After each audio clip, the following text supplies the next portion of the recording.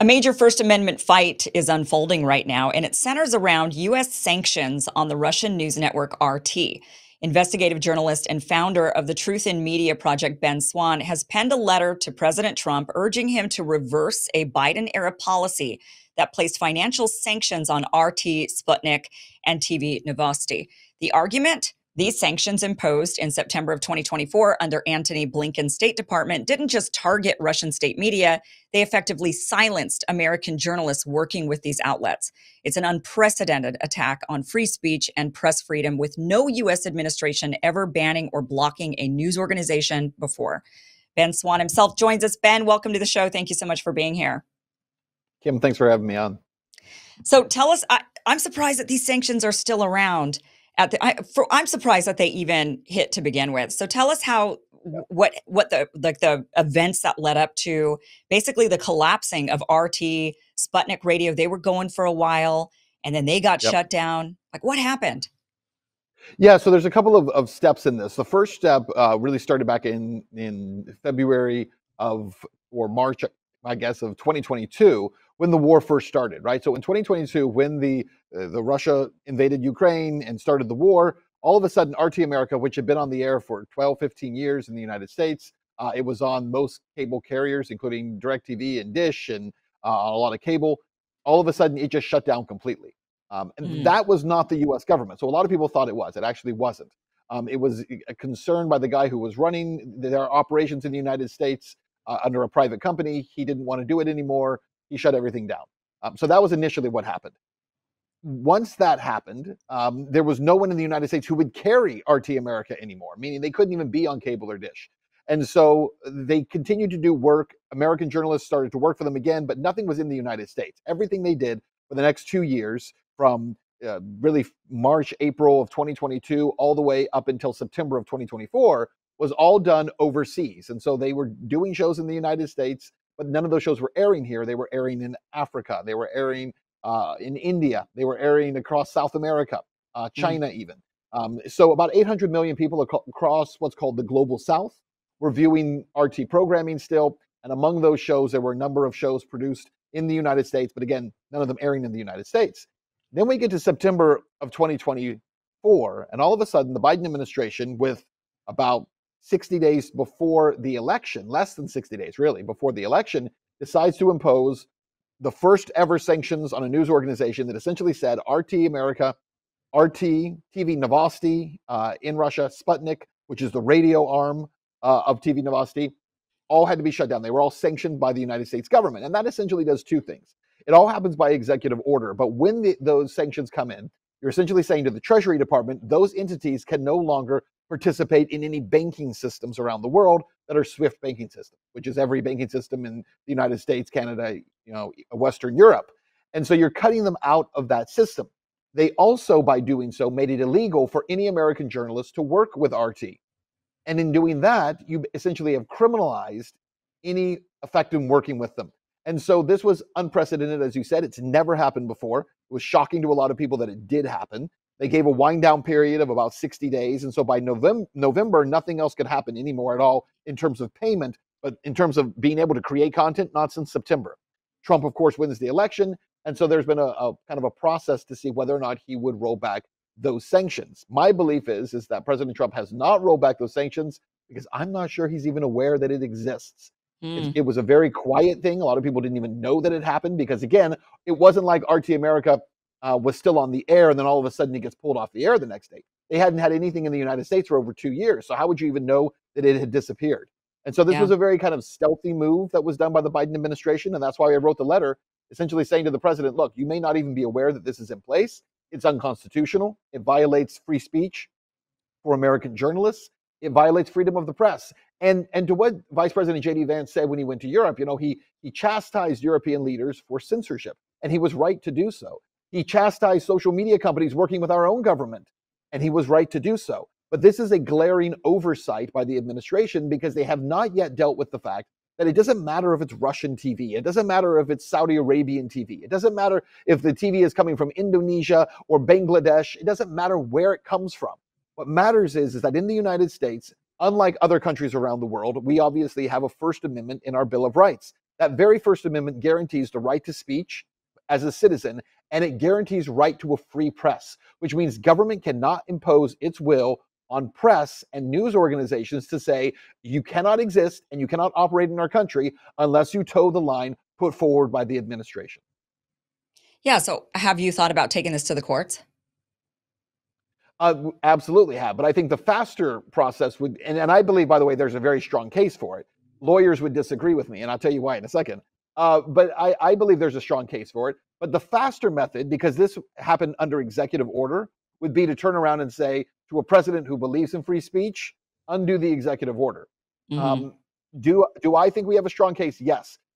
What lawyers have told me, and that I've talked to about this, is you don't have a strong case because U.S. courts will never side with a plaintiff when the case is brought on the grounds of national security. And that's what all sanctions are. All sanctions are done on the grounds of national security. And so what they say to me is not whether or not you're right or wrong.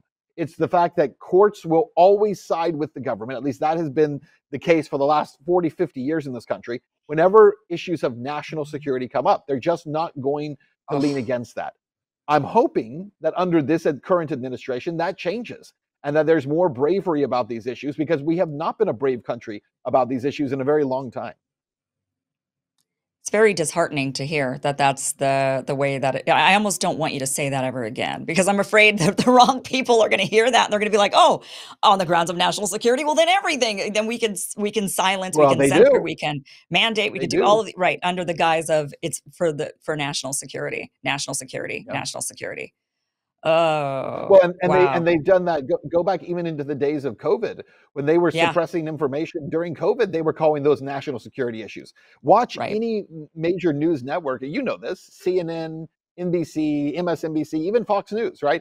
Every time a politician wants to make a claim about anything, they say it's national security. It doesn't matter what it is. They're talking about measles and they're calling it national security Yeah. that kids get the MMR vaccine. So when you've adopted this language, as our politicians have, you've also adopted a methodology by which you can suppress and violate any law on the grounds of national security. Yeah, I mean, it sounds like the war on terror, right? Like, well, what's Yeah, terror? Well, it's anything you want it to be. So we could just wage war anywhere we want on anybody, and it's just terror, war on terror. that's right. Um, That's right. so this has never been done to any other. I mean, what about Iranian? What about like Iranian news organizations or Chinese news organizations? Never happened to them. Look, the Iranians have something called Press TV. It exists in this country. Now, it's not widely disseminated because they don't have cable access or any of those things. And those are private companies who can decide whether or not they want to run them. But Press TV exists in the United States. CCTN, I believe it is, which is the Chinese company, is in the United States, and it's on most cable carriers as well. Hmm. And they exist here. No one has sanctioned Chinese companies. The BBC, obviously, you have the Qataris control Al Jazeera. Lots of foreign governments have television in the United States and radio in the United States, and there's no law that prohibits that from happening.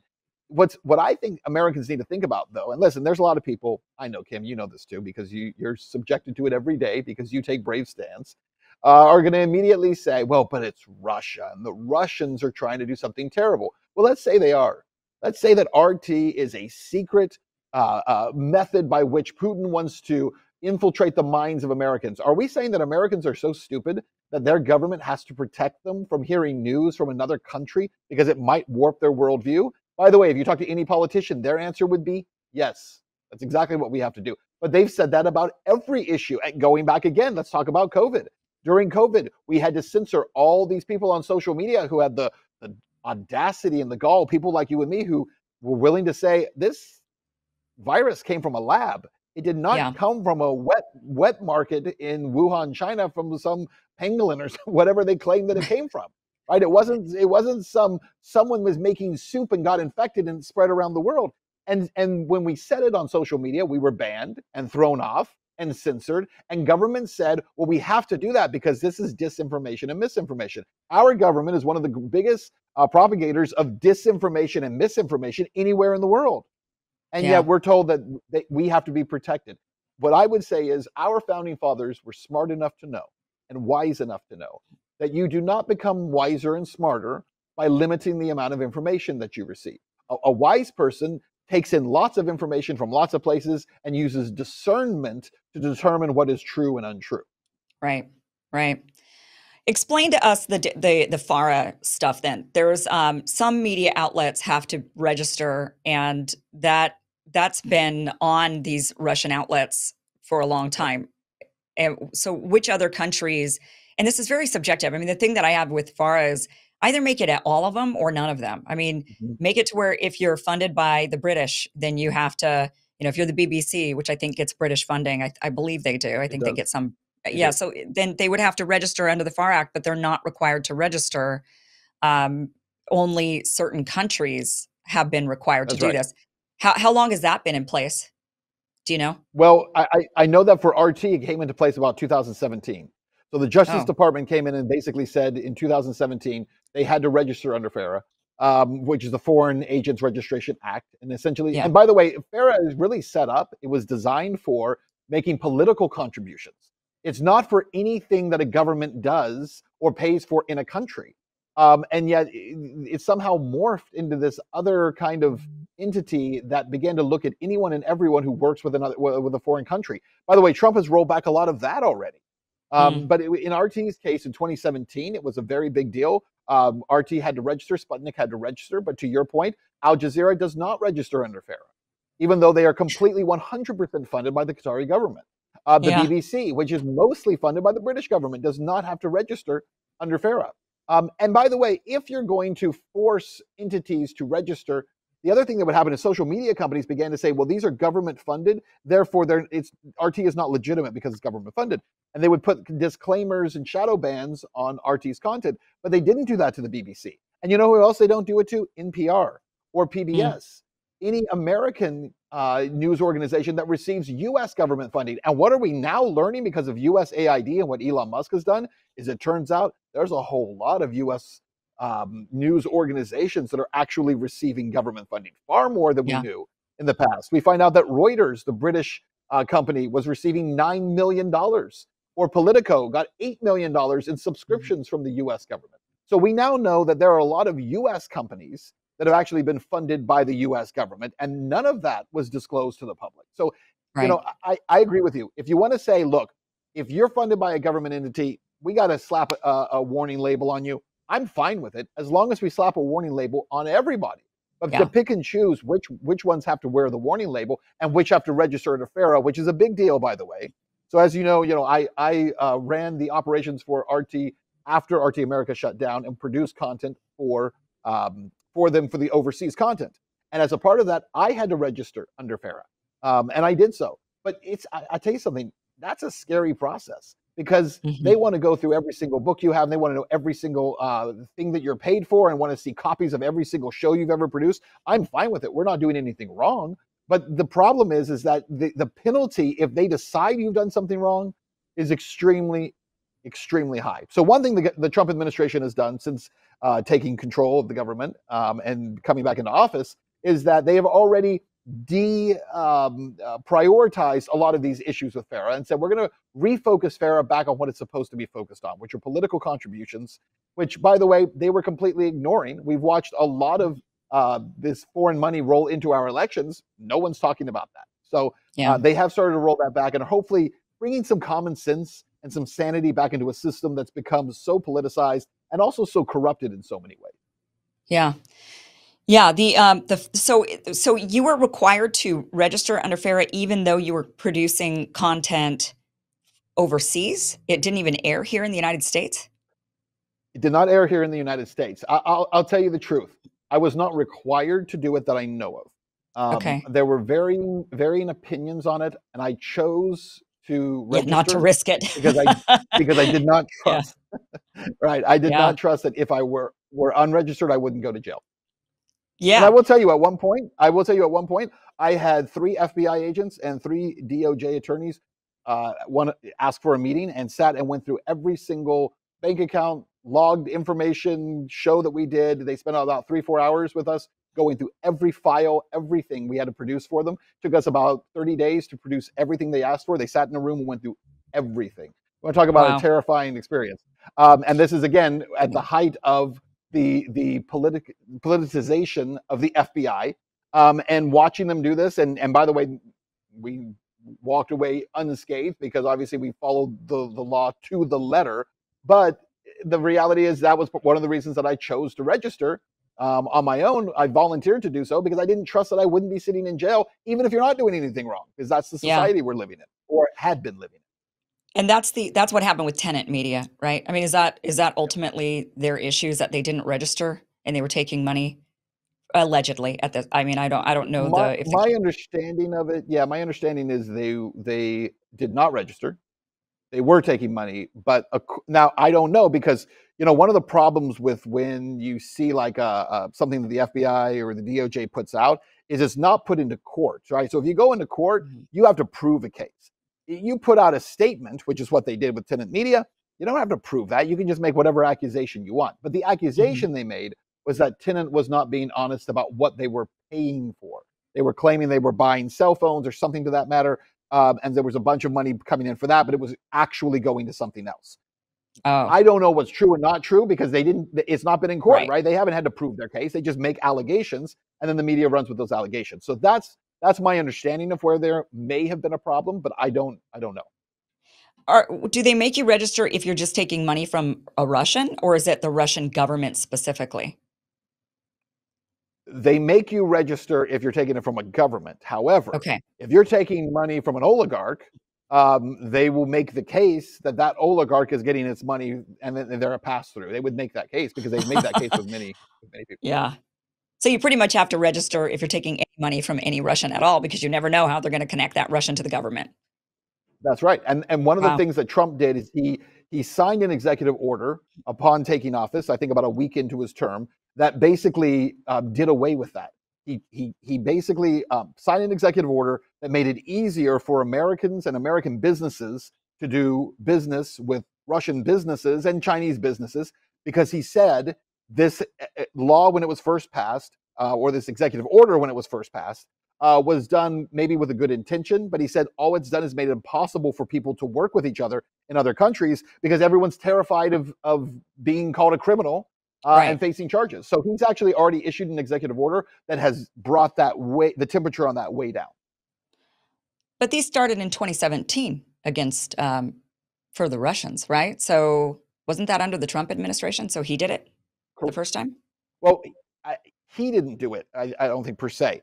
This is stuff that had been in the works for some time. But remember that Trump's first term was, well, I don't have to tell you, but it was vastly different, right, than his second term. And one of the reasons it was vastly different was because the bureaucracy didn't change. So if you go back to the Obama years, the Obama bureaucracy is the Trump bureaucracy that becomes the Biden bureaucracy.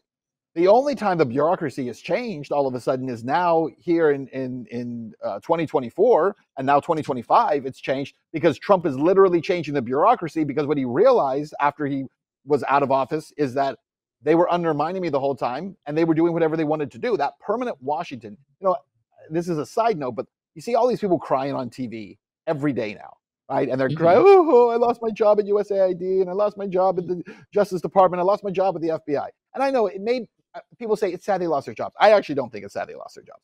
Government's way too big, far too many agents. We don't need 88,000 new IRS agents. We need 88,000 fewer IRS agents before we start cutting. And I think the reality is that we had this gigantic bureaucracy that was running the country and doing whatever it wanted to do. One of the things, for all the hate he's getting, that Elon Musk is doing, I think, a superb job of, is he is lifting the veil on how all these entities operate. Just in the very short time that Trump's been in office, we've already seen how the EPA was trying to undermine him, shifting $20 billion to super PACs controlled by Stacey Abrams to say, oh, we're going to fight climate change. We're just going to move money to her. And that way he doesn't have access to it. And we can keep sending it to NGOs. We can keep sending it around the world. That's what USAID was doing, right? They're taking hundreds of billions of dollars and they're just distributing it all over the world. They were doing this the entire time he was in office during his first term. So what makes this so dramatically different now is that, so the DOJ under Trump may have done this stuff, but it's the same DOJ that was under Obama and the same DOJ that was under Biden, which is different than the DOJ that we see right now. And that's why you're seeing the changes that are being made are happening on a much deeper root level than anything we saw during Trump's first term. So when you were making the content, because you took over the production, did you take over the studios and everything, or how did that work? When you, Well, we did not take over the studios. We actually rented the studios from somebody else who ran them, and then we oh, moved out of those studios eventually. Yeah. okay. Okay. So when you were making the content that wasn't allowed to be aired here in the United States, but it was airing all over everywhere else. Then in Correct. September, when they shut it all down because they basically debanked, right? They basically made it to where you couldn't accept any money through any Swift banking system. Was there not an ability to go to the other system? I mean, is there another? I thought that's what BRICS was doing. I mean, is there another system that you could have potentially used? Well, BRICS is attempting to make that system. That system doesn't really exist, but let's say that we could. Let's say there was another system out there. It doesn't make it a crime to use SWIFT. It makes it a crime, period. So I'll give you an example. One of the things that I had talked to some people about was, well, what if we said none of our content airs in the United States? So why don't we just move production? We're in Miami right now. Why don't we move production to Colombia, as an example? So I talked to some sanctions lawyers about this. And what if we just produce content in Colombia? That way, we're not breaking the laws of the United States. Colombia doesn't have these rules, and we can send the content back. And I was told, actually, OFAC, right, the Office of Foreign Asset Control, which is the arm of the Treasury Department that enforces sanctions, actually, and they sent me this OFAC's rules regarding anybody who tries to go to another country and work with a sanctioned entity. If you're a U.S. citizen, the first thing that happens is you have voluntarily revoked your U.S. citizenship and you cannot come back to the country. That's the first thing. And then beyond that, you and all of your family will be banned from any Western banking system, which means Western Europe, the United States. So you're telling me that if the United States says we don't want RT content made in the United States, but if I leave the country and I move to another country and I do work there, because the United States doesn't like it, their sanctions follow me as a U.S. citizen wherever I go in the world and are able to punish me wherever I go in the world to work with an entity that they have deemed unworthy of working with. That's your family. How controlled that system is, and my family. Yeah. Jeez, that's just war. I mean, it's waging war, financial war. It is. Well, that's the point of sanctions, right? The point of sanctions is to try to cripple other countries, which is why the BRICS banking system was created in the first place, why it's on the rise and it's growing so much, because other countries got tired of that and said, we're just going to build a secondary system, a parallel system. I shouldn't call it secondary because at some point it's not going to be secondary. It might even be primary. But we want to build a system that is parallel to the U.S. system so that you can't control all of them. Geez. Well, so what do you think? I mean, I would imagine that Trump will, I would think, reverse this, but probably when there's a negotiation between Ukraine and Russia, or the United States and Russia, once we kind of move forward with that, I would think that that would be something that he would definitely do. And then when he does that, because I do think that'll happen, hopefully sooner than later, but when he does, are you going to pick back up and produce RT content, or is that ship kind of sailed because it's too difficult to start back up, or what's the deal there? I like challenges, so I don't think it's too challenging to try to pick it up and start again. But no, listen, first of all, I agree with you. I think Trump will reverse it. I will make a prediction here on your show that it'll happen within 2 weeks. I really believe we're that close. I think it's coming very, very soon. And look, already Reuters is reporting that the Treasury Department and State Department have been asked by Trump to send them a list of entities to desanction, according to what the Biden administration did. Look, Trump understands the big picture here, and this is what a lot of folks are missing about this negotiation. Trump is not simply interested in negotiating an end to the Ukraine war. He is interested in resetting the world order, and part of that is working with countries like Russia to say there is no common sense reason why they are our enemy. The only reason that Russia is the enemy, as you well know, is because NATO has deemed them an enemy so they can sell lots of weapons, right? So they have a reason to exist, military contractors, so that they can build more weapons so that we can have a new enemy to fight. That's the only reason they're the enemy. And so I think Trump understands that. I think he's going to work on them with energy, which is huge, because working with the Russians on energy will completely reset the world order. He's got a long list of plans of how to work with the Russians in a way that benefits their country and benefits ours, which makes sense to any thinking person. You're going to have a lot of non-thinking people who are watching this interview, and to those of you, I would say, terribly sorry. You need to get educated because the stuff that you've bought into, right? That Ukraine is this bastion of democracy. It's not. You know that all too well, Kim. Zelensky himself is a joke. You were part of our series, in fact, that we did on him called Zelensky Unmasked. The man Yeah. is a clown. He's being revealed now for the clown that he is, which is great. But in my opinion, should have happened a long time ago. But the truth is, it was not going to happen until Trump got in there. And so I think he's going to reverse a lot of this. But again, it's so much bigger than Ukraine. It's about saying we're this globalist Western Europe, United States view of how they're going to reset the world, and this kind of WEF, World Economic Forum view of the world is being challenged in a serious way right now. And it is difficult to imagine a more powerful force that could push back against that than when the United States partners with Russia and partners with China to break away from that globalist agenda. If Trump is able to do that, he doesn't just deserve a Nobel Peace Prize.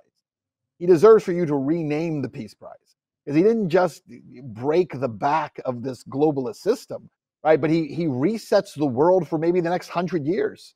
It's really that profound of what could happen. I mean, we'll wait and see if it does, but I'm very hopeful that it will. Every day is a new day with Donald Trump. That's for sure. And, and he does move very fast. So I think you're right in that this could happen within 2 weeks because he moves at lightning speed. I mean, I'm like waiting to wake up and get the news that Trump's decided to bomb Ukraine at this point. Like, as fast as he's moving against Zelensky and I mean, it's almost like he's going to be like, well, that's it. Now we're on the other side completely. And this is they've become tyrannical and difficult to work with. And they're risking World War III, and we don't want any of that. I mean, not that I think he's really going to go that far, but boy, he's really basically saying they're not friends. I mean, it's like an enemy state to him at this point. they're not friends. And I love the fact, look, let me just, to understand how fast it happened. Friday, Zelensky gets into the argument with Trump in the White House and is kicked out. Saturday, he is in London for an emergency meeting with European leaders and EU leaders to basically say, we're going to back you no matter what. We're going to send planes and troops, but we need U.S. support. You're not getting it. By Monday, Trump says, no more military aid to Ukraine, including weapon shipments. Pause them right now. Stop. By Tuesday, Zelensky says, I'll sign the minerals deal. I want peace. It took 4 days. It took 4 days. Stuff that in the past would take 4 or 5 years happens in 4 days with this guy. Because I'm telling you, Zelensky probably had the same thought I did. He's probably like, if I don't make this deal tomorrow, I'm going to wake up and he's going to announce he's bombing us. Better move fast. Like this guy, he's like, really, once you're on the bad side, you're on the bad side. Maybe Trump will take away his $37 million Miami mansion from him. Maybe he'll do that. The guy who pretends he doesn't have enough money for a suit in the White House, he tells J.D. Vance, maybe I'll have a suit as nice as yours when the war's over. You got a $37 million house in Miami, dude. Jeez. Who are you kidding? Yeah, and multiple houses in Italy, and he's got houses all over. Wow. Well, I guess I'm going to run for Ukrainian president. I've decided if he allows elections again, I know the next job I want. Well, there's a slot open. There's a slot opening up. Yeah. So, well, maybe it depends if Zelensky actually decides to step aside. All right. Well, best of luck, Ben. I mean, I hope that it happens because it really is an assault on press freedom. I mean, no matter what people think of Russia or the conflict or anything, I mean, we cannot have our government going around and saying we're going to ban media coming from certain countries and then ultimately harm a bunch of American journalists, or even if they, even if none of the journalists are American journalists, harming the American citizen from gaining information that they should be allowed to have in a free country. That is what all of us should have, that right to get any and all media and information. And then, like you said, discern, use our own brains and assess whether or not we think it's true or bunk, or if we want to agree with it or not. That's what we should be able to do. Right. You do fantastic work, I have to say. I mean, like really stellar, fantastic, high level stuff. How do you do it? No, but really, teach me your ways, Ben Swann. Right. Where can people, you've done some really great series. You've been putting out so much good stuff. So truthinmedia.com, I do have the link down below for people to go there to get your stuff. Yep. Is there somewhere else where they should go to get your, like, are you banned from places? Are you everywhere? Like, what's, No, the only place I'm banned from is YouTube, but you can find us on X. It's Ben Swann underscore, two N's and Swan. Ben Swann underscore. Same thing on Instagram, Ben Swann underscore. Those are the kind of the two primary socials that we use right now. I mean, Facebook's kind of a joke, and yeah, we've been banned from YouTube, banned over COVID stuff. So uh, I don't even think it's worth building on their platform, right? What's the point? But I would encourage this to the Kool-Aid drinkers who are watching and who are, love to troll Kim Iverson, because we all know you're secretly in love with her and that's why you're on there trolling her. Um, go to truthinmedia.com and go look at our series on Zelensky and tell me where I'm wrong. Like, watch it and then put me on blast on social. Tell me where I'm wrong, because the truth is we've done, I think, a lot of work over the years, and one of the things that I pride myself on is this. Somehow I'm just way ahead of the curve on a lot of stuff. And so the arc of my work usually means that whatever I'm telling you today, in about 6 months to a year, vindicated. And so it happened with COVID. It's happened years before that. I mean, I could go down a long list of stories that was just way ahead on. And Zelensky was one of them, right? At a time when everyone's saying, no, what are you talking? How dare you come out against this guy? He's like the most popular guy in the world. And here we are in March of 2025, and the guy's reputation has completely come unraveled. And it's everything we've been warning people about for well over a year. And you were yeah. part of that. And I appreciate the insight that you gave to people about him. Well, I appreciate you making me a part of it. What are you working on now? So you did a great Zelensky series. What type of stuff are you doing right now?